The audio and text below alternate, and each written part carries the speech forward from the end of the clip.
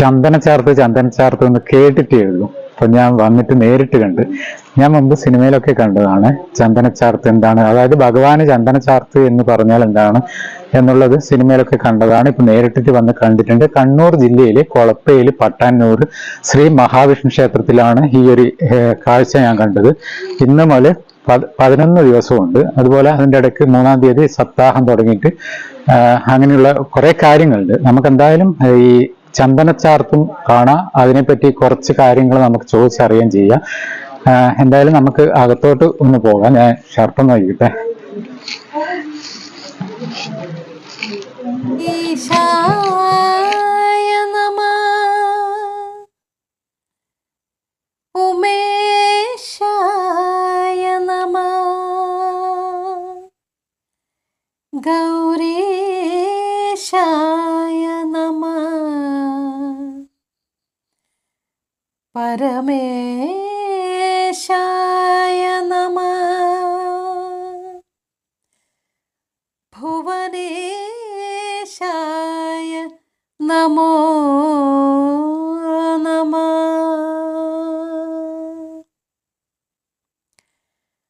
അറിവിൻ നിലാവേ മറയുന്നു നീ, സ്മൃതി നിലാവിൻ കണിക തേടി രജനീഗന്ധി തിരുമുൻപിൽ നിൽപ്പോ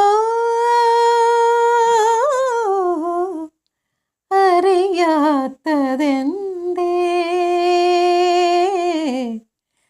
നിറുകയണിയും കുളിർമതീക്കും അറിയുകില്ലേ. നെയ്യാറ്റിൻ കരവാഴും കണ്ണാ നിൻ മുന്നിലൊരു നെയ്വിളക്കാവട്ടെ എൻ്റെ ജന്മം. കണ്ണിനു കണ്ണായൊരുണ്ണിക്കു തിരുമുമ്പിൽ കർപ്പൂരമാവട്ടെ എൻ്റെ ജന്മം. നെയ്യാറ്റിൻ കരവാഴും കണ്ണാ നിൻ മുന്നിലൊരു നെയ്വിളക്കാവട്ടെ എൻ്റെ ജന്മം. കണ്ണിനു കണ്ണായൊരുണ്ണിക്കു തിരുമുമ്പിൽ കർപ്പൂരമാവട്ടെ എൻ്റെ ജന്മം.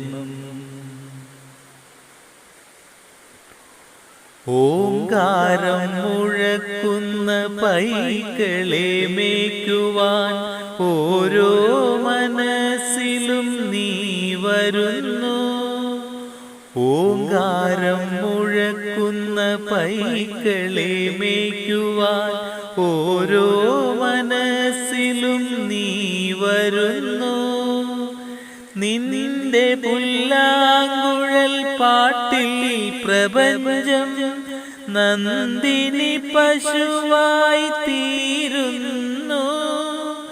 നിന്റെ പുല്ലാങ്കുഴൽ പാട്ടിൽ പ്രപഞ്ചം നന്ദിനി പശുവായി തീരുന്നു.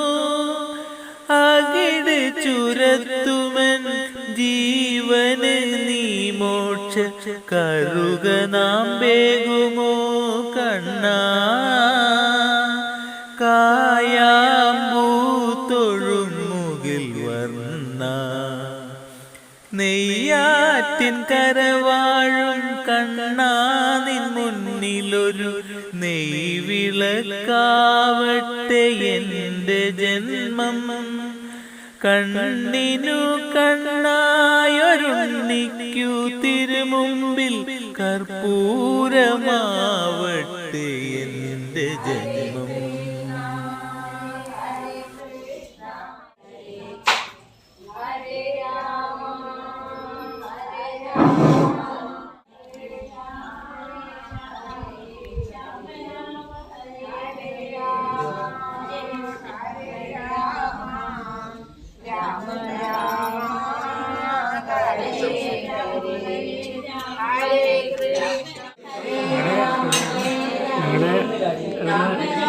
കൂടാളിന്ന് വരുന്നത്. എൻ്റെ പേര് സുരേഷ് ഗോപാൽ. ഉണ്ണികൃഷ്ണൻ മാഷെല്ലാം അറിയിരിക്കില്ലേ? അറിയാം. ഉണ്ണികൃഷ്ണൻ മാഷ അച്ഛൻ്റെ പരിപാടി. അതെ അല്ലേ? ഇവിടെ തന്നെയാണോ? ഞാനിവിടെ തന്നെ. ഞാനവിടെ ഇടയന്നൂരിൽ പ്രിൻസിപ്പളായിട്ട് റിട്ടയർ ചെയ്തു. നമ്മുടെ പ്രഭാഷണത്തിനെല്ലാം പോയിട്ടുണ്ട്. അതെ അല്ലേ?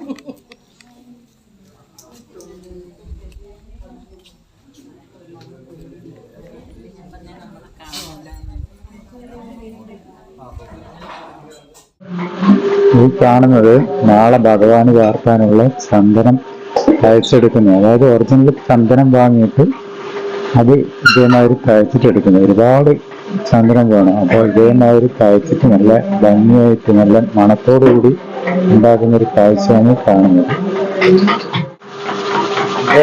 തയ്ച്ചെടുക്കുന്നത് എത്ര സമയം എടുക്കും? വേറെ എന്തൊക്കെ ഇതിനകത്ത് ചേർക്കുന്നത്? പനീര് ചേർക്കുന്നുണ്ട്, പിന്നെ പച്ചക്കർപ്പൂരം മതി. നമ്മൾ സാധാരണ കർപ്പൂരല്ല, വേറെ ടൈപ്പല്ല.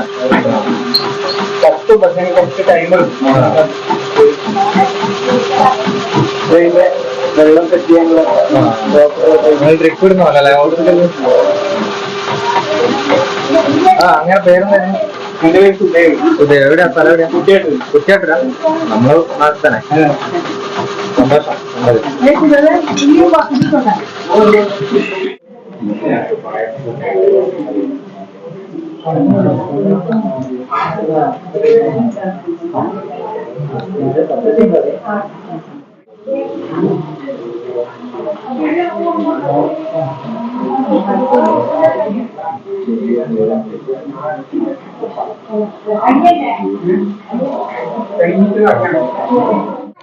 നമസ്കാരം.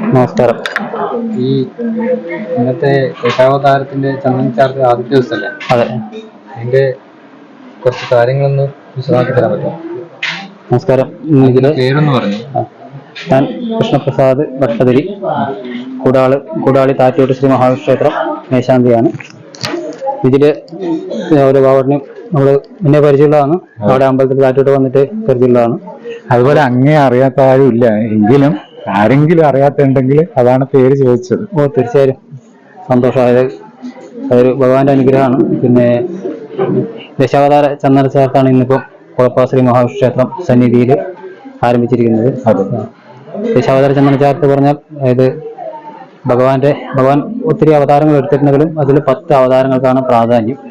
മത്സ്യം, കൂർമ്മം, വരാഹം, നരസിംഹം, വാമനൻ, പരശുരാമൻ, ശ്രീരാമൻ, ബലരാമൻ, കൃഷ്ണൻ, കൽക്കി, അങ്ങനെ 10 അവതാരങ്ങളും 11ാമത്തെ ദിവസം വിശ്വരൂപം മഹാവിഷ്ണു രൂപത്തിൽ, ചതുർബാഹു രൂപത്തിൽ ചന്ദന ചാർത്ത്. അങ്ങനെ 11 ദിവസമായിട്ടാണ് ഈ ദശാവതാര ചന്ദന ചാർത്ത് സമർപ്പണമായിട്ട് ചെയ്യുന്നത്. അതിപ്പോൾ ഈ ക്ഷേത്രത്തിൽ ആദ്യമായിട്ടാണ് ചെയ്യുന്നത്. ഇന്നിപ്പം മത്സ്യരൂപം ആണ്, മത്സ്യാവതാരാണ് ഇന്ന് തുടക്കത്തിൽ ചാർത്തിയിട്ടുള്ളത്. അമ്പലത്തിൽ ആദ്യമായിട്ട് ചെയ്യുന്നതാണ്. ഈ അമ്പലത്തിൽ ഇപ്പോൾ ആദ്യമായിട്ടാണ്. മറ്റ് പിന്നെ ചതുർബാഹു രൂപത്തിലൊക്കെ നൂൽക്കാപ്പായിട്ട് ചെയ്തിട്ടുണ്ട്. പക്ഷെ ദശാവതാര ചന്ദന ചാർത്ത് ഇവിടെ ചെയ്യുന്നത് ആദ്യമായിട്ടാണ്.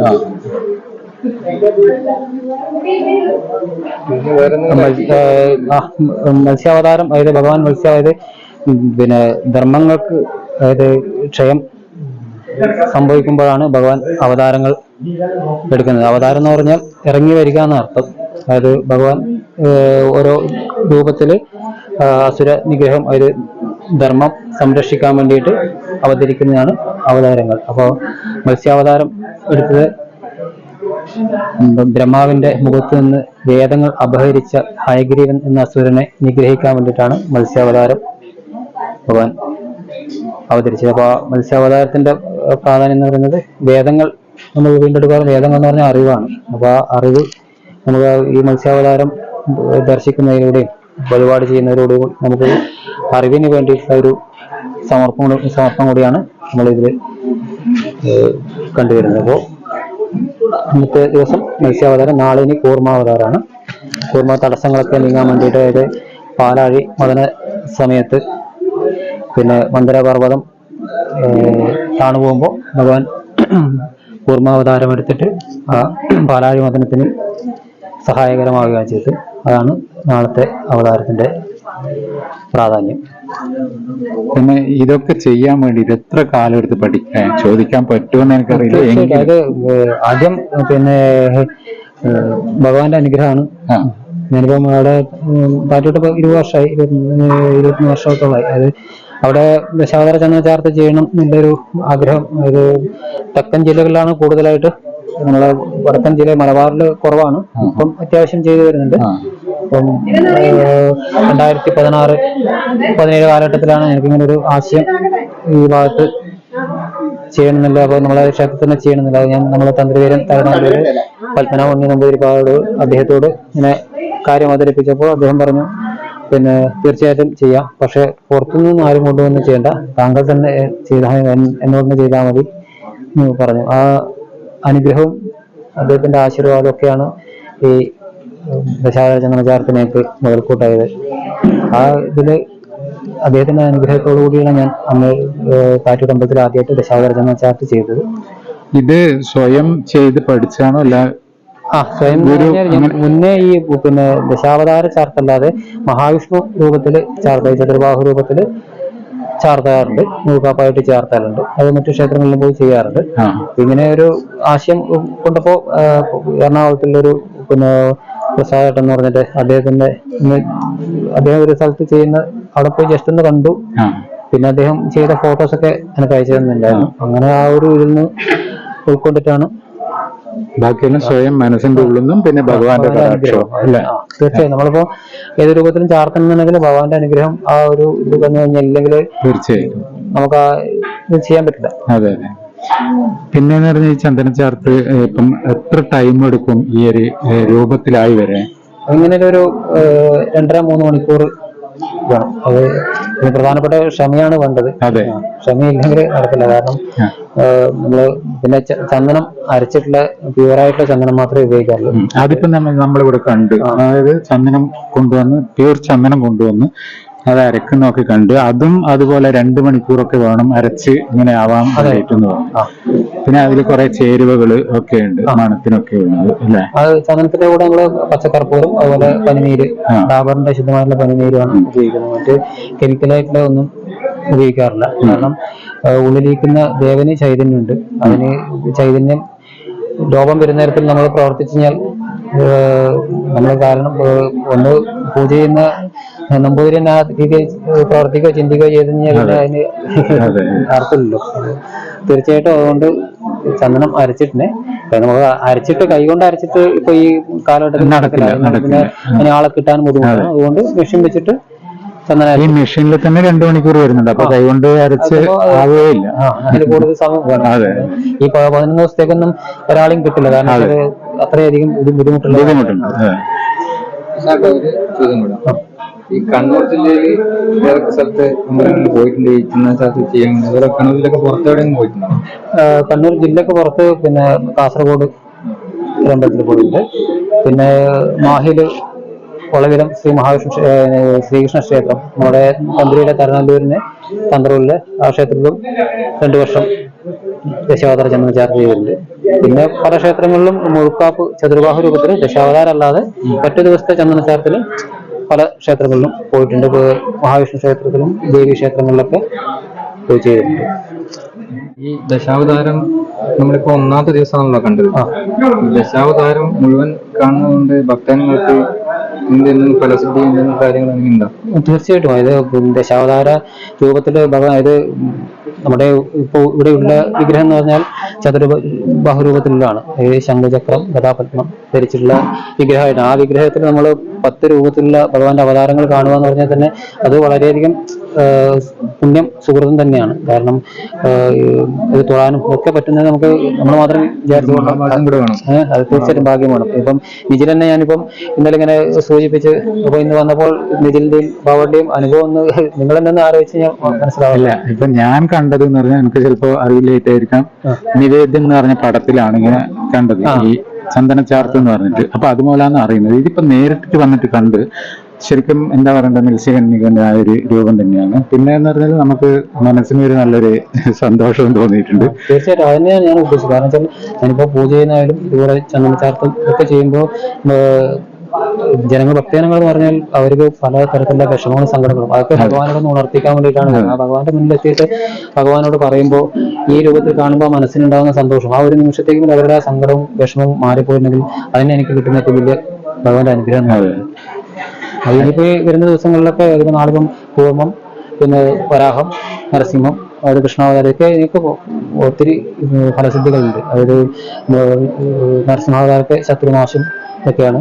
പിന്നെ വരാഹാവതാരത്തിന് ഭൂമിലാഭം, കൃഷ്ണാവതാരത്തിന് അതായത് സന്താനലബ്ധി, വിവാഹ തടസ്സം, ഇതൊക്കെ നീങ്ങാനും ഒക്കെ ഉത്തമമായിട്ടുള്ള ഒരു വഴിപാടാണ് ഈ ചന്ദനച്ചാർത്ത്. അത് നമുക്ക് എല്ലാ ക്ഷേത്രങ്ങളിലും ഇല്ല എന്നുള്ളതാണ് ഏറ്റവും വലിയ ഇത് പ്രത്യേകത. കാരണം ഇപ്പം ഇത് നമ്മളെ തൊട്ടടുത്ത ക്ഷേത്രത്തിൽ ചെയ്യുന്നുണ്ടെങ്കിൽ തീർച്ചയായിട്ടും നമ്മൾ പോയി ദർശിക്കുകയും അതിൽ പങ്കാളിയാവുകയും ചെയ്യേണ്ടതാണ്. ഇപ്പൊ ഈ ചന്ദനച്ചാർത്ത് എന്ന് പറഞ്ഞ ഒരു വ്യക്തിയുടെ ഒരു ദിവസം ഒരു വ്യക്തിന്റെ ആ ഒരു സമർപ്പണമാണോ? ഇതിപ്പോ ഇവിടെ ചന്ദനച്ചാർത്ത് ചെയ്യുന്നത് എന്റെ അമ്മാവന്റെ പ്രാർത്ഥനയായിട്ടാണ്. വാസുദേവൻ നമ്പൂതിരി, പിന്നെ അമ്മായി മീന അന്തർജനം, പിന്നെ അവരുടെ മക്കളുടെയും എല്ലാവരുടെയും പിന്നെ പ്രാർത്ഥനയായിട്ടാണ് ഇവിടെ ഇപ്പോൾ ഈ ദശാവതാര ചന്ദനച്ചാർത്ത് ചെയ്യുന്നത്. അതിൽ ഭക്തജനങ്ങൾക്കും പങ്കാളികളാകാനുള്ള ഒരവസരം ഉണ്ട്. ശരിക്കും അങ്ങനെയാണെങ്കിൽ പിന്നെ എല്ലാവർക്കും അറിയണമെന്നില്ല, ഇതിന് എന്ത് ചെലവ് വരുന്നുള്ളതെല്ലാം പറയാൻ പറ്റും. ദശാവതാര ചന്ദനച്ചാർത്ത് കാരണം ഞാൻ ആദ്യം പറഞ്ഞല്ലോ തീരെ ചന്ദനം ഉപയോഗിക്കുന്നത് നമുക്ക് തന്നെ നല്ല എമൗണ്ട് വരും. പിന്നെ അതിന് പുറമെ പിന്നെ എല്ലാ ദിവസവും ഓരോ നിവേദ്യങ്ങളുണ്ട്. അതായത് ഓരോ അവതാരത്തിനും പിന്നെ ഓരോ നിവേദ്യങ്ങൾ നിവേദ്യങ്ങളാക്കാനും അതിന് നാം സഹായത്തിന് ആളുണ്ട്. അതെ. അപ്പോൾ അനുസരിച്ചുള്ള ഒരു സംഖ്യ എങ്ങനെയാലും വരും. കാരണം വെച്ചാൽ പിന്നെ ക്ഷമ അത് 2-3 മണിക്കൂറിലധികം നമ്മൾ സ്ത്രീകൾക്ക് ഇരുന്നിട്ടാണ് ഇത് ചെയ്യുന്നത്. അതെ, ഭക്തജനങ്ങൾക്ക് അറിയണമെന്നില്ല. ഇപ്പൊ നമ്മൾ വന്നിട്ട് ഇതൊക്കെ കണ്ട് നമുക്കറിയാം ക്ഷമ എത്ര വേണം. അവരോടും നമ്മൾ ചോദിച്ചു എങ്ങനെയാണ് ഇത് ചെയ്യുന്നത്. അപ്പൊ അവരും പറഞ്ഞു ഇതിന് കുറച്ച് ടൈമുണ്ട്, ക്ഷമ വേണം നല്ലോണം എന്നൊക്കെ പറഞ്ഞു. എന്തായാലും എല്ലാവരെയും അറിവിലേക്ക് കൂടിയാണ് ഇത്. നമ്മൾ സാധാരണ വന്നിട്ട് ചന്ദന ചാർത്തും ഒക്കെ കണ്ട് കുറ്റം പറയാനും അല്ലെങ്കിൽ അതിനെപ്പറ്റി നല്ല പറയാനൊക്കെ ആളുണ്ടാവും. അപ്പൊ എന്തായാലും ഇതൊക്കെയാണ് അവസ്ഥ. അതായത് ക്ഷമ. ഒരുപാട് മണിക്കൂർ നേരത്തെ ഇത് പിന്നെ ചന്ദന ചാർത്തായി വരുമ്പോഴേക്ക് 3 മണിക്കൂർ 3.5 മണിക്കൂർ ആകുന്നുണ്ട്. അതിനൊക്കെയുള്ള കാര്യങ്ങൾ ജനങ്ങൾ അറിയേണ്ടതുണ്ട് അല്ലെ? തീർച്ചയായിട്ടും. കാരണം നമ്മൾ ക്ഷേത്രത്തിലിപ്പം എല്ലാവരും പെട്ടെന്ന് വന്ന് തോന്നിട്ട് നമ്മൾ വേറെ എവിടെ വേണമെങ്കിലും സമയം ചെലവഴിക്കാൻ ബുദ്ധിമുട്ടില്ല. അമ്പലത്തിൽ വന്ന് ഒരു 10 മിനിറ്റ് ഇരിക്കാനൊന്നും നമ്മൾ ക്ഷേത്രത്തിൽ നടക്കുന്ന കാര്യങ്ങൾ പല ആചാര്യന്മാർ പറയാറുണ്ട്. നിങ്ങൾ ഇപ്പം അമ്പലത്തിൽ ചെന്ന് കഴിഞ്ഞാൽ പ്രസാദം തരാൻ ഒരു 10-5 മിനിറ്റ് വൈകി കഴിഞ്ഞാൽ അവർ മേശാന്തി പല തിരക്കിലായി ഭഗവാനെ നിവേദ്യമാക്കുന്ന തിരക്കിലോ അല്ലെങ്കിൽ മറ്റുള്ള കാര്യത്തിലായിരിക്കും. അപ്പോൾ അത് ഒരു 5 മിനിറ്റ് നമ്മൾ കയറ്റി. അപ്പോൾ ഉള്ളിലെ ക്ഷേത്രവുമായിട്ട് ബന്ധമുള്ള കാര്യങ്ങൾ ചെയ്യുന്ന തിരക്കിലായിരിക്കും മേശാന്തി. അപ്പോൾ അതുകൊണ്ടാണ് ഇപ്പം അലങ്കാരങ്ങൾ, അതായത് മഹാവിഷ്ണു എന്ന് പറഞ്ഞാൽ അലങ്കാര പ്രിയനാണ്. മഹാദേവൻ പിന്നെ അഭിഷേകപ്രിയൻ എന്ന് പറയാം. അപ്പോൾ എത്ര അലങ്കാരങ്ങൾ ചെയ്ത് കഴിഞ്ഞാലും മഹാവിഷ്ണുവിന് മതിയാവില്ല. അതുപോലെ മേശാന്തിക്കും കാരണം വെച്ചാൽ ഭഗവാൻ എത്രയ്ക്ക് അലങ്കരിക്കാൻ പറ്റും അതിലാണ് നമ്മളും ശ്രദ്ധ കേന്ദ്രീകരിക്കുന്നത്. നമസ്കാരം. പേരെങ്ങനെ? എൻ്റെ പേര് വാസുദേവൻ നമ്പൂതിരിയാണ്. പാച്ചമംഗലം ഇല്ല. നമ്മുടെ സ്വന്തം സ്ഥലം ഇവിടെ തന്നെയാണ്. നമ്മുടെ ഒരു സ്ഥലത്തിൽ പെടുന്നതായിരുന്നു ഈ ക്ഷേത്രത്തിന്റെ പുരാതനമായിട്ടുള്ള ഭൂമി. നമ്മുടെ ഇവിടെ അടുത്ത് തന്നെ ഒരു മുത്തപ്പന്റെ ക്ഷേത്രമുണ്ട്. ആ മുത്തപ്പന്റെ ക്ഷേത്രത്തിൽ ഇങ്ങനെ ഇടയ്ക്കിടയ്ക്ക് ഓരോ തടസ്സങ്ങൾ വന്നപ്പോൾ ഒരു പ്രശ്നം വെച്ച് ഋഷി കൊണ്ടുവന്ന് നോക്കിയപ്പോൾ ഇതിനടുത്തായിട്ട് പടിഞ്ഞാറ് ഭാഗത്തായിട്ട് ഒരു ക്ഷേത്രത്തിന്റെ അവശിഷ്ടം ഉണ്ട്. അപ്പൊ അവിടെ ശരിയായാൽ മാത്രമേ നിങ്ങൾക്ക് ഇവിടെയും പുരോഗതി ഉണ്ടാവുള്ളൂ എന്ന് കണ്ടു. അപ്പൊ അവർ നാട്ടുകാർ കുറച്ച് ആൾക്കാർ വന്ന് ഒരു കമ്മിറ്റി രൂപീകരിച്ച് നമുക്കിവിടെ ഒരു ക്ഷേത്രം പണിയാനുള്ള ഇത് സമ്മതം തരണം എന്ന് പറഞ്ഞ് ഇപ്പോൾ അച്ഛൻ ഇതിനായിട്ട് സ്ഥലം വിട്ടുകൊടുത്തു. നാട്ടുകാരുടെ ശ്രമഫലമായിട്ടാണ് ഈ ക്ഷേത്രം ഉയർന്നു വന്നത്. ഇപ്പോൾ ഒരു ഗ്രാമക്ഷേത്രം എന്നുള്ള നിലക്ക് അങ്ങനെ വലിയ ഇതുള്ള ഒരു ക്ഷേത്രമായൊന്നും പറയാൻ പറ്റില്ല. വരുമാനമുള്ളൊരു ക്ഷേത്രമല്ല. സാധാരണക്കാരുടെ ചെറിയ ചെറിയ സേവിങ്സ് കൊണ്ട് ഇന്നത്തെ ഒരു സ്റ്റേജിലെത്തിയതാണ്. ഇപ്പൊ ഇത് തന്നെ ഇപ്പൊ ഈ നടപ്പന്തലിന് വേണ്ടിയിട്ടുള്ള ഈ ഇങ്ങനെ ആസൂത്രണം ചെയ്ത് ഓരോ പടിപടിയായിട്ട് മുന്നോട്ട് പോവുകയാണ് ചെയ്യുന്നത്. അപ്പോൾ ഇതുവരെ പില്ലറിന്റെ പണി മാത്രമേ കഴിഞ്ഞിട്ടുള്ളൂ. അപ്പൊ നാട്ടുകാരുടെ അകമഴിഞ്ഞ സഹകരണം കൊണ്ടാണ് ഇത്രയും മുന്നോട്ട് പോകുന്നത്. അതുപോലെ ഇപ്പം നമ്മൾ 2ാമത്തെ സപ്താഹയജ്ഞമാണ് ഇപ്പം നടക്കുന്നത്. അതുപോലെ തന്നെ നമ്മൾ ഈ ചന്ദനച്ചാർത്തിനുള്ളത് ക്ഷേത്രങ്ങളിൽ അത്യപൂർവമായിട്ടാണ് ഇത് കണ്ടുവരുന്നത്. കാരണം അത് ഒന്നാമത് ചെയ്യാൻ അറിയുന്ന ആൾക്കാർ കുറവാണ്. സാധാരണ ഈ വിശ്വരൂപം മാത്രം ക്ഷേത്രങ്ങളിൽ ചന്ദനച്ചാർത്തിലൂടെ ചെയ്യുക എന്നുള്ളതാണ് ഒരു സാധാരണ കണ്ടുവരുന്നത്. മറ്റുള്ള ഈ ദശാവതാരങ്ങൾ ഇങ്ങനെ ചെയ്യുന്നത് അത്യപൂർവമായിട്ടുള്ള ഒരു കാര്യമാണ്. അപ്പോൾ നമ്മളിപ്പോൾ ഇത് വഴിപാടായിട്ട് നമ്മൾ തന്നെ ഇത് നടത്താനുള്ളൊരു പ്രാർത്ഥനയുടെ ഇതായിട്ടാണ് നമ്മളിപ്പോൾ ചെയ്യുന്നത്. അപ്പോൾ അതിൻ്റെ അതോടൊപ്പം തന്നെ ഈ സപ്താഹയജ്ഞം കൂടെ നടത്തി നാട്ടുകാരുടെ എല്ലാവരുടെയും സഹകരണം കൊണ്ട് ഇതൊരു വലിയ പരിപാടിയാക്കി മാറ്റണം എന്നാണ് ഞങ്ങൾ ആഗ്രഹിക്കുന്നത്. അപ്പോൾ നമ്മൾ ഇവിടെ ഒരു കമ്മിറ്റി ഉണ്ട്. അപ്പോൾ ആ കമ്മിറ്റിയുടെയും കാര്യമായ ശ്രമങ്ങൾ ഇതിൽ ഉണ്ട്. അപ്പോൾ അവരെല്ലാവരും കൂടിയിട്ട് നമ്മളും കൂടി ചേർന്നിട്ട് ഈ പരിപാടികൾ നടത്തിക്കൊണ്ടു പോവുകയാണ് ചെയ്യുന്നത്. അങ്ങ് ഈ അമ്പലത്തിന്റെ ആരെങ്കിലും ഇപ്പം പ്രവർത്തിച്ചുകൊണ്ടിരിക്കുന്നുണ്ടോ? ഞാൻ ഇതിന്റെ രക്ഷാധികാരിയാണ് ഇപ്പോൾ. അപ്പൊ ഈ സപ്താഹം നമ്മളിപ്പം മൂന്നാമത്തെ ദിവസം മുതലേ തുടങ്ങും. 3-ാം തീയതി ഏപ്രിൽ 3-ാം തീയതി മുതലാണ് സപ്താഹം തുടങ്ങുന്നത്. ഇതിപ്പം ഇന്ന് മാർച്ച് 31 മുതൽ ഇത് തുടങ്ങി. ചന്ദനച്ചാർത്തും സപ്താഹയജ്ഞവും ഏപ്രിൽ 10-ാം തീയതി ഒരേ ദിവസമാണ് സമാപ്തി ആവുന്നത്. ഈ സപ്താഹത്തിന്റെ പ്രാധാന്യം ഒന്ന് ചുരുക്കി പറയാൻ പറ്റും? സപ്താഹം എന്ന് പറയുന്നത് നമ്മൾ മുമ്പ് ഈ പരീക്ഷിത് മഹാരാജാവിനെ പാമ്പ് കടിച്ച് മരിക്കുന്നുള്ളൊരിത് വന്നപ്പോൾ ശ്രീശുക ബ്രഹ്മർഷി അദ്ദേഹത്തിന് ഈ ഭാഗവതം കഥകൾ 7 ദിവസം കൊണ്ട് പറഞ്ഞു കൊടുത്തു. അതിന്റെ ഫലമായിട്ട് രാജാവിന് മോക്ഷം കിട്ടിയെന്നാണ് പറയുന്നത്. അപ്പൊ ആ 7 ദിവസം ഈ കഥ പറഞ്ഞു കൊടുത്തതിന്റെ ആ ഒരു ഓർമ്മ നിലനിർത്തിക്കൊണ്ടാണ് ഇപ്പോൾ ഈ സപ്താഹം 7 ദിവസം കൊണ്ട് നടത്തുന്നതെന്ന് പറയപ്പെടുന്നു. അപ്പോൾ നമ്മൾ ഭാഗവത കഥകളാണ് ഇതിൽ പ്രധാനമായിട്ടും ഭാഗവതം ചൊല്ലി അതിന്റെ കഥകൾ വിസ്തരിച്ച് പറഞ്ഞു കൊടുക്കുകയാണ് ചെയ്യുന്നത്. നമ്മൾ ഈ ഭാഗവതം കേൾക്കുന്നത് തന്നെ വളരെ പരിശുദ്ധമായ വിശുദ്ധിയുള്ള ഒരു കാര്യമാണ്. ആ മോക്ഷപ്രാപ്തിയിലേക്കും അങ്ങനെ ഭഗവാന്റെ സാമീപ്യം കിട്ടാനും ഏറ്റവും ഉപകാരപ്രദമായ ഒരു കാര്യമാണ് ഈ ഭാഗവത സപ്താഹയജ്ഞം എന്നാണ് പറയപ്പെടുന്നത്. പിന്നെ എല്ലാ വർഷവും ഏത് തീയതിയാണ് ഇവിടുത്തെ ഉത്സവം നടക്കുന്നത്? ഉത്സവം നടക്കുന്നത് നമ്മളിപ്പോ 2 ഇത് നടക്കുന്നുണ്ട് ഇവിടെ. ഒന്ന് ജൂണിൽ നമ്മൾ പ്രതിഷ്ഠാ ദിനം നടക്കുന്നുണ്ട്. ആ. അതുപോലെ തന്നെ പിന്നെ December 25-നാണ് നമ്മുടെ ഉത്സവം നടക്കുന്നത്.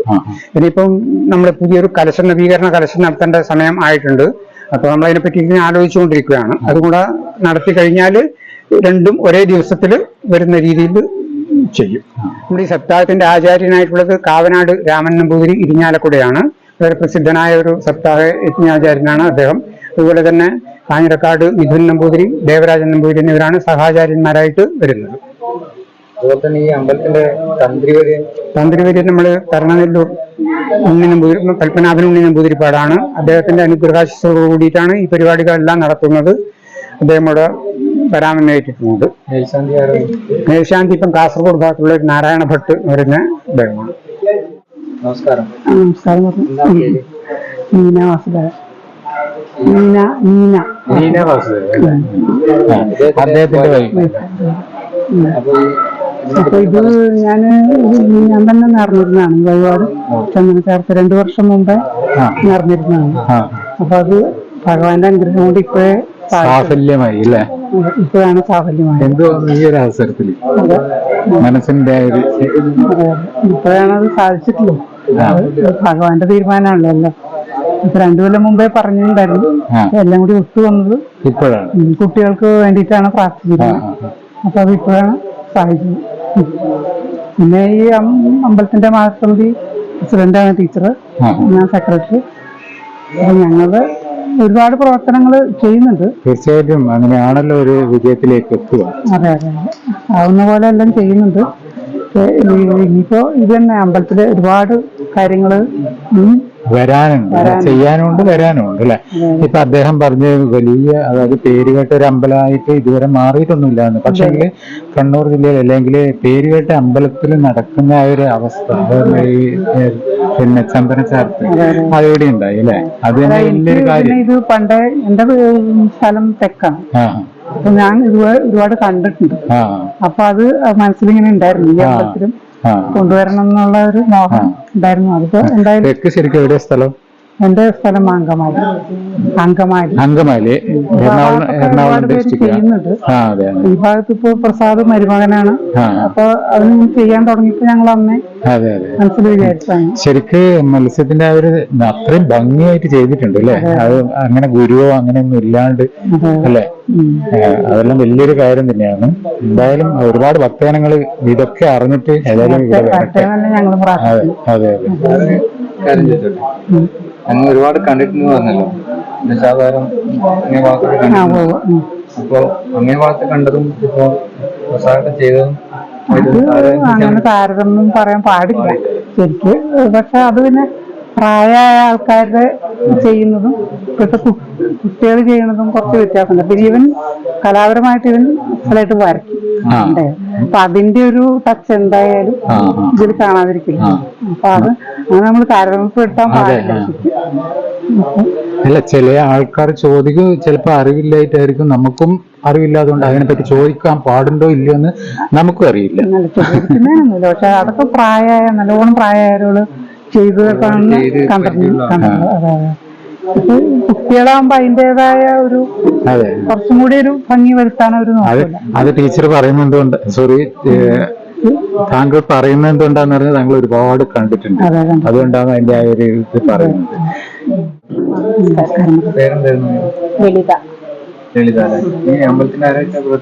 ഇപ്പൊ മാതൃസമിതി പ്രസിഡന്റായിട്ടാണ് ഈ വർഷം തെരഞ്ഞെടുത്തത്. മാതൃസമിതിയുടെ പ്രവർത്തനം എങ്ങനെ പോകുന്നു? മാതൃസമിതി നല്ലൊരു കൂട്ടായ്മ, ശ്രീപാദം മാതൃസമിതിയാണ്.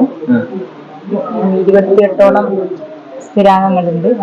എല്ലാ കാര്യത്തിലും വളരെ സജീവമായിട്ട് പ്രവർത്തിക്കുന്നുണ്ട്. ഞങ്ങൾ കുറച്ച് ദിവസം ഓരോരോ പൈസ ശേഖരിച്ച് അമ്പലത്തിന് ആവശ്യമുള്ള ധനശേഖരം കൂടി ചെയ്യുന്നുണ്ട്. നല്ലൊരു കൂട്ടായ്മയോട്. അതുപോലെ തന്നെ തിരുവാതിര അങ്ങനെയുള്ള പരിപാടികളെല്ലാം ചെയ്യാറുണ്ട്. തിരുവാതിര കൊളപ്പ ടീമാണോ നിങ്ങൾ? ഇന്നലെ നമ്മുടെ കുമ്പത്തിൽ മഹാദേവ ക്ഷേത്രത്തിലുണ്ടായിരുന്ന മഹാദേവ ക്ഷേത്രം പകല് കളിച്ചിരുന്നു. കലാമലർ മട്ടന്നൂര്. ഞാൻ റിട്ടയർഡ് ടീച്ചറാണ്. പെൻഷൻ ടീച്ചേഴ്സ് എല്ലാം കൂടി ചേർന്ന് മട്ടന്നൂർ കലാമലർ എന്നിട്ടൊരു കണ്ടിരുന്നു അതിലുണ്ടായിരുന്നു. ഉച്ചക്ക് പ്രഭാഷണം കഴിഞ്ഞ ഉടനെ. അതെ അതെ അതെ. പിന്നെ പറയാനുള്ളത് ഈ അമ്പലം കല്യാണത്തിന് ഉത്തമം.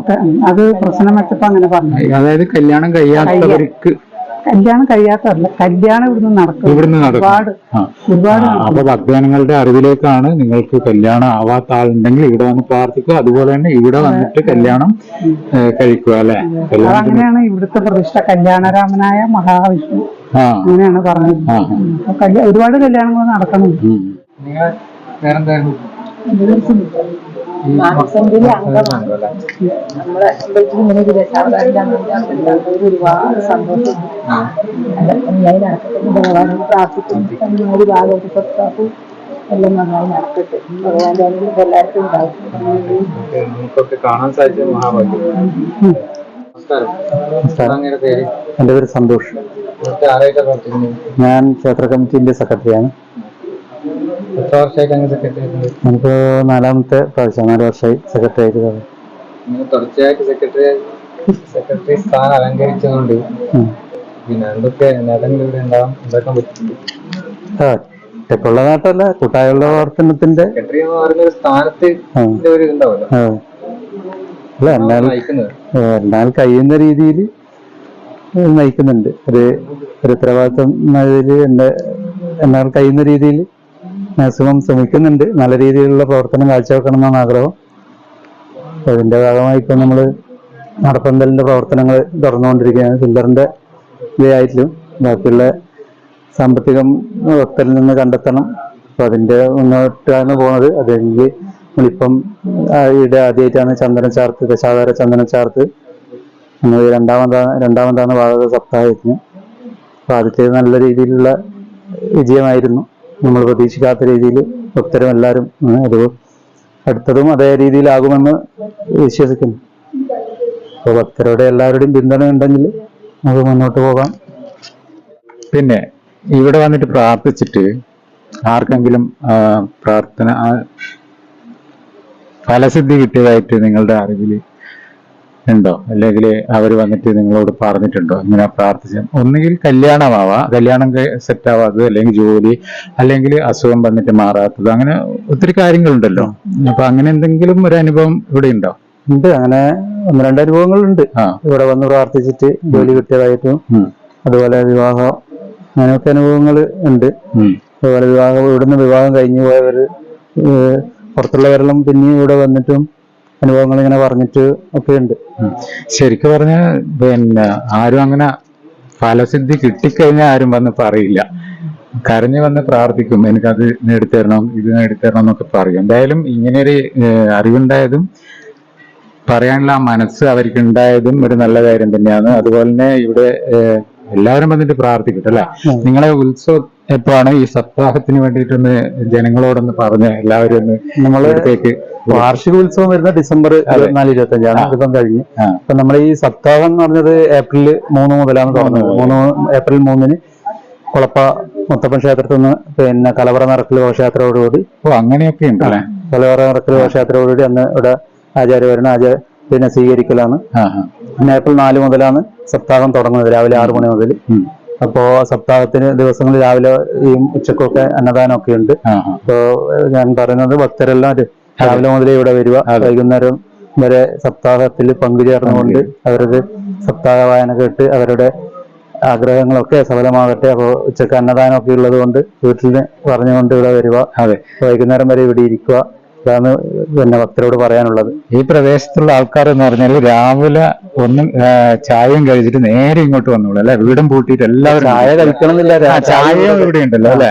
രാവിലെ 6 മണിക്ക് സപ്താഹം തുടങ്ങും. അപ്പൊ 6 മണിയാകുമ്പോ ഇവിടെ എത്തുക. ചായ ഇവിടെയുണ്ട്. ഉച്ചക്ക് കുളിച്ചിട്ട് പെട്ടെന്ന് എല്ലാവരും ഇങ്ങോട്ട് വരും അല്ലെ സപ്താഹ ദിവസങ്ങളിൽ.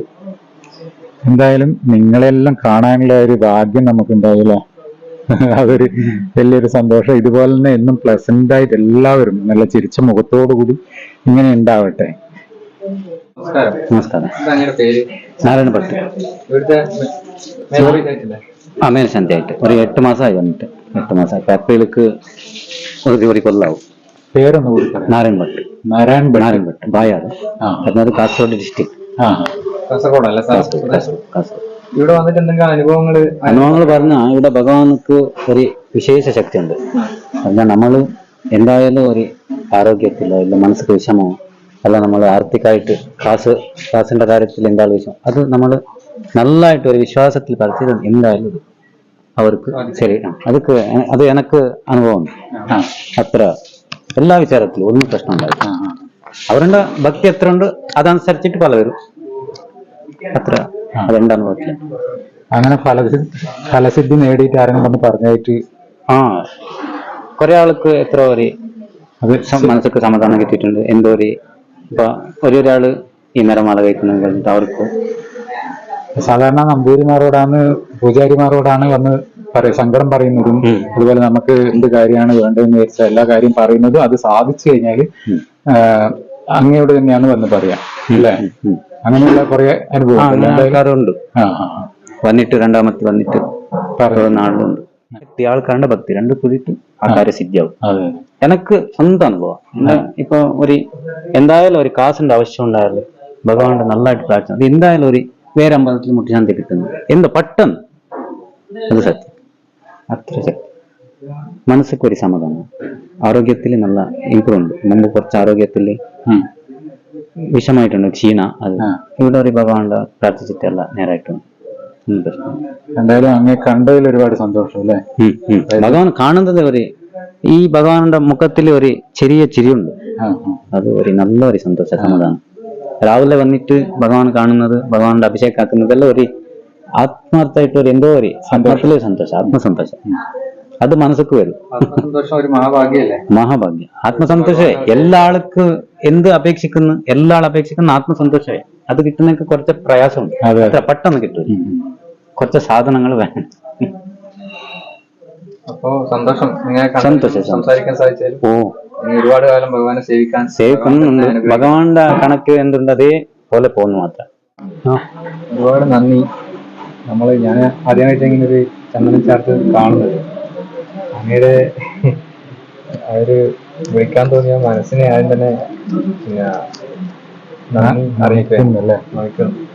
പിന്നെ നിങ്ങളോട് സംസാരിച്ചവരും നിങ്ങളോട് കൂടുതൽ ഇടപഴകിയവരും എന്തായാലും മറക്കാനിടയില്ല.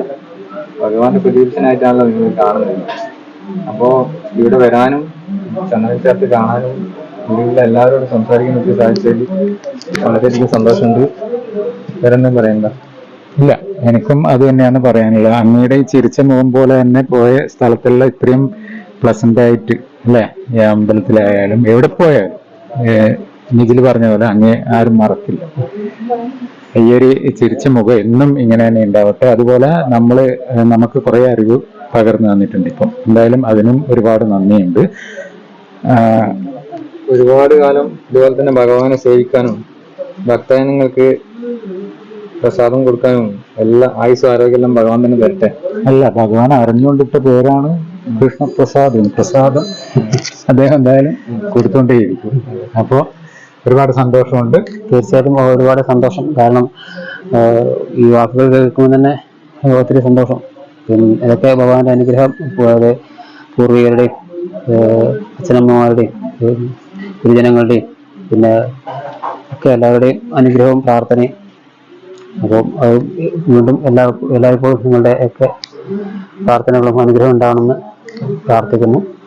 ഞാൻ വിളിച്ചിട്ട് ഈ സന്നിധിയിൽ വന്നതിന് തീർച്ചയായിട്ടും ഭഗവാന്റെ അനുഗ്രഹം നിങ്ങൾക്കും കുടുംബത്തിനും ഉണ്ടാവട്ടെ എന്ന് ആത്മാർത്ഥമായിട്ട് ആ പാദം തൊട്ട് പ്രാർത്ഥിക്കുന്നു.